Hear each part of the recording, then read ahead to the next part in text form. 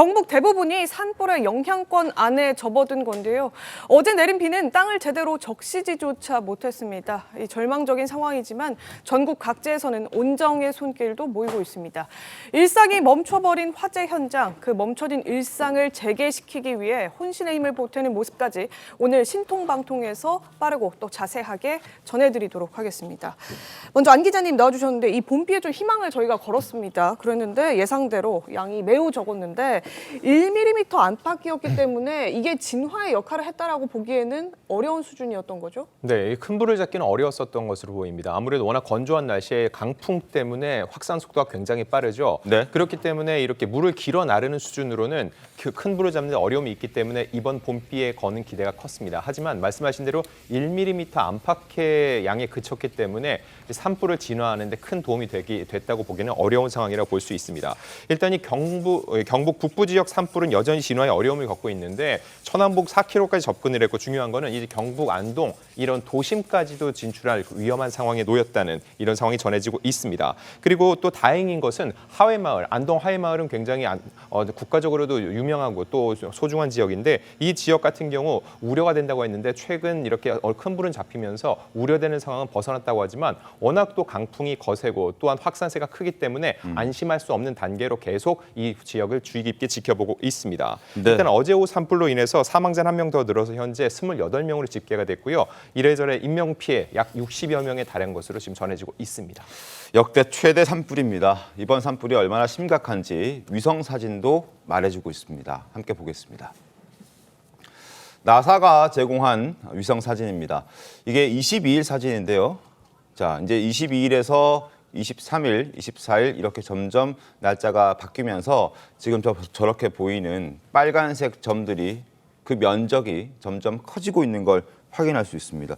22일부터 붉은 점의 영역이 점차 넓어지기 시작했고 25일에는 경북지방, 지금 보시는 것처럼 경북지방 같은 경우에는 완전히 빨간색으로 붉게 물들어 버렸습니다. 아마 지금은 이 붉은 영역이 더 커졌을 것으로 지금 예상이 되고 있는데 안진정 기자님, 이 나사 위성 사진뿐만 아니라 우리나라 천리안 위성에서도 짙은 연기가 포착되는 사진들이 많이 공개가 됐죠. 네, 지금 우주에서 위성으로 볼 때도 한국의 화재 상황이 보일 정도로 굉장히 심각한 상황인 걸 알 수 있고요. 네. 국내는 정주궤도 기성 위성인 이 천리안 위성이 있습니다. 16개 채널로 다양한 기상 관측을 하고 있는데 이걸 보더라도 이 대형 산불 이전엔 별다른 특이사항이 없다가 산불이 커진 이후에는 짙은 안개가 선명하게 보이는 게 보이시죠?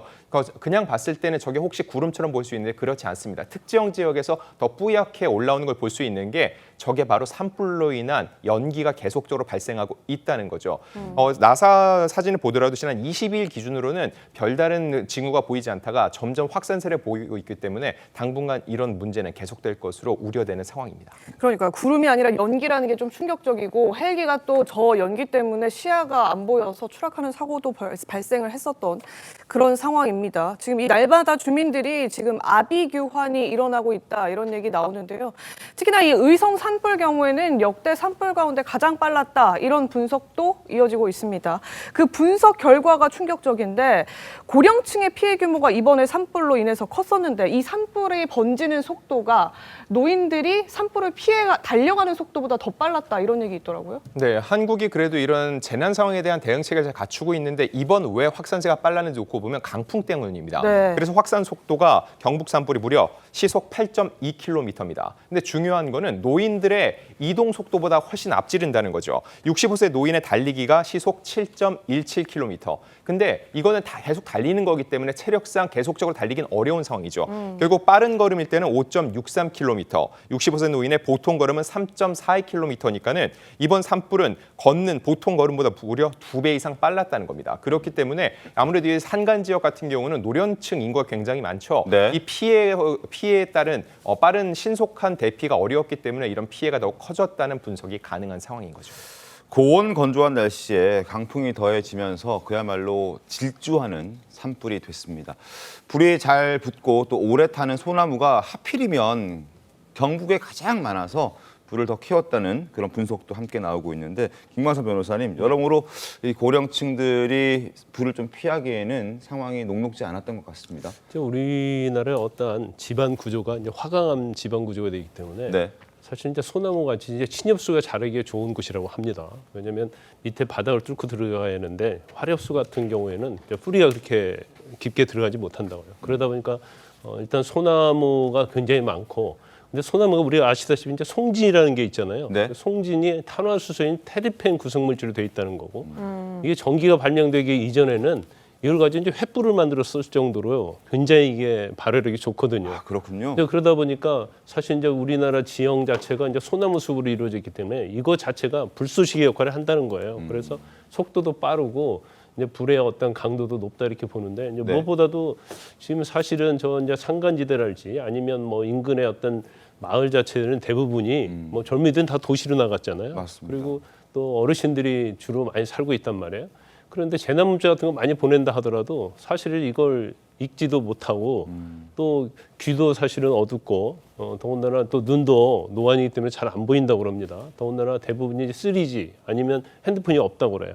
그러다 보니까 사실은 바로 앞에 불이 왔음에도 불구하고 네. 그걸 이제 인식을 못하고 있다가 이런 이제 화마에 참변을 당하는 경우가 많이 생기고 있어서 아마 이런 부분도 이번 기회를 통해서 뭐 비상연락망을 구축한다랄지 여러 가지의 어떤 대책을 세워야 할 것으로 보입니다. 그러게요, 안 기자님. 이 대부분 이제 피해를 보신 분들이 60대에서 80대 노령층인데, 휴대전화 기종이 저희가 주로 쓰는 이제 스마트폰이 아니고 피처폰, 3G 폰이라고 해가지고 행안부 문자가 제대로 전달이 안 되는 기종이라고 하더라고요. 네, 이런 재난 상황이 발생하면 일괄적으로 이를 알리는 위기 문자가 전송이 되죠. 네. 자, 그런데 이제 과학기술부에 따르면은요, 이게 수신이 안 되는 3G 핸드폰이 아직도 1%, 약 52만 명 정도는 사용하고 있는데 대다수가 노령층이라는 거죠. 2013년 이전에 제작된 이 2G, 3G 폰 같은 경우는요, 이 시스템이 해당 적용이 되지 않는다는 겁니다. CBS라는 시스템을 통해서 일괄적으로 전송이 가능하게 하는 건데, 이걸 아예 애초에 받을 수가 없는 기종을 쓰는 분들 같은 경우는 재난 문자가 발생되더라도 이 문자의 어떠한 효과를 볼 수가 어렵다는 겁니다. 또한 또 다른 문제가 있다면 뭐냐면은 요즘 이 재난 문자가 많아지고 있다는 얘기가 있죠. 딱 올라왔을 때 그게 딱 누르면 곧바로 사라지기 때문에 실질적으로 이 문자를 보고서는 위기감을 느끼고 바로 빨리 피신을 해야겠다라고 느낄 수 있을지에 대한 위기감이 커지고 있다는 건데, 일단 이 면단위 이런 거에서는 이장이라든지 이런 분들이 직접 가까워 방문해서 위기 상황을 알리거나 또는 마을에 공동 방송을 하기도 했다고 하는데, 사실 이 재난 문자 같은 경우는 기본적으로 사람들이 어떤 상황이 발생됐을 때 가장 빠르게 피신할 수 있도록 이 조치를 취할 수 있도록 하는 문자이기 때문에 이번 상황을 통해서 고령자들이 이걸 받지 못하는 상황에 대해서 어떻게 타개해 나갈지 고민이 필요한 시점인 겁니다. 네, 조 변호사님, 이 재난 문자 같은 경우에 아시겠지만 일반 문자랑 달리 말씀 주신 것처럼 이게 터치를 하면 그냥 없어집니다. 이 문자 어디로 갔는지 뭐 문자함에 들어가서 다시 확인해 볼 수도 없고요. 그렇기 때문에 특히나 고령층들은 좀 취약해서 별도의 좀 재난에 대비한 매뉴얼이 좀 있어야 했던 것 아니냐, 이런 얘기들 좀 나오는 것 같더라고요. 그러니까 이번에 재난 문자가 무용하다는 게 확인이 된 거죠. 특히 산불 같은 경우에는 이 고령의 어르신들이 대부분 거주하시는 경우가 많기 때문에 효과적으로 비상 상황을 알 수 있는 수단이어야 되는데 전혀 기능을 작동하지 못하고 있는 거죠. 이번에 가서 이제 취재 기자들이 거기 계셔 대피하신 노인들 이렇게 확인해 보면 이렇게 사라지는 문자도 있고 이제 저장돼 있는 문자가 있는데 120 몇 건씩 이렇게 보냈는데도 전혀 확인이 안 되고 있다는 겁니다. 그러니까 전혀 쓸모가 없어서 아무리 많이 보낸다고 한들 그게 내가 지금 위기에 닥칠 수 있다는 거를 인지할 수 있는 효과적 수단이 전혀 되지 못하고 있는 겁니다. 그러니까 뭐 주변의 이장이라든가 마을 주민들이 구전으로 이 위기 상황을 알려서 대피했는데 지금 말씀하셨듯이 워낙 이번에 화재는 속도가 너무 바람으로 인해 가지고 속도가 빠르다 보니까 그걸 알았을 때는 이미 대피 시기를 놓치는 경우가 많죠. 그래서 이제 실제 뭐 유선 전화상의 긴급 연락망을 만든다거나 네. 이 비상 문자 메시지의 방식을 지금 이 상황에서 나온 한계를 극복할 수 있는 어떤 다른 방법을 좀 모색해봐야 되는데, 여러 가지 지금 뭐 이 재난 문자의 효용성에 대한 문제 제기가 있었으니까요.